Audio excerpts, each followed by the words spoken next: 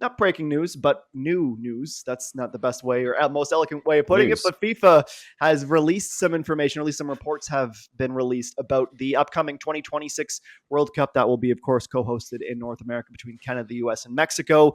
The biggest takeaways from it before FIFA meets today in Kigali, Rwanda, is that there is an expansion of 40 games to the tournament. We knew there'd be more games because it is obviously going to be the biggest World Cup in history with more teams. But Gareth, there is a lot more to be built into this World Cup now, going up to 106 games. The confirmation, at least in the reporting, that there will be groups of 4, and that means that the release dates will be shorter for the players. They won't have as much time together. It's already going to be congested. But some good things from that news as well, including the fact that Canada probably gets more games out of it.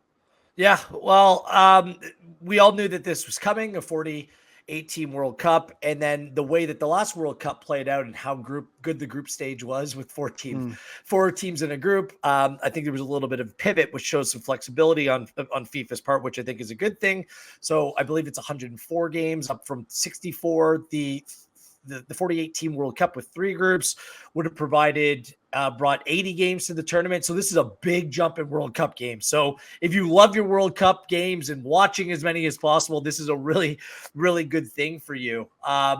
This could also mean more games in each Canadian home city. Like this Vancouver in Toronto might be getting more than what they originally thought that they were in for, which is a positive thing for those home markets as well. There will be those detractors from the 48-team World Cup. I think that we've expressed some concerns on this show. I think that it is a good idea to expand. I think that 40 was probably a preferable number than 48, but here we are.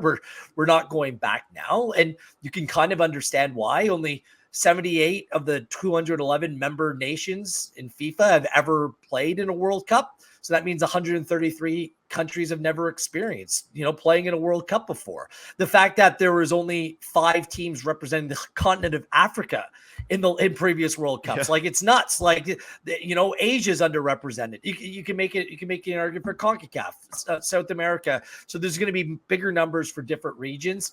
How much will it affect the overall product? There being so many games to watch. And will those kind of last teams that get in be of the standard as the rest? We'll see. I mean, these are all things that need to play out. Clearly, this is a money-making venture, which all that money trickles down to the federations as well. So more money at a men's FIFA World Cup is probably a good thing for the financials of the game overall.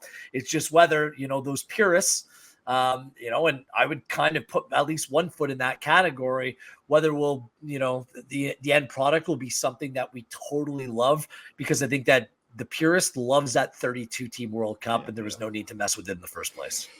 Well, that's the thing, right? Like, feels like you're kind of fixing something that isn't broken. We've just watched one of the best World Cups ever, and the format works, right? Like, the ends of the group stage are fantastic. The knockout stage is pretty streamlined, and it feels like the right amount of teams. So, look, I'm less cynical than most people, I think, about the idea of wanting to open the tournament up to more countries in the world, and expand the opportunities there.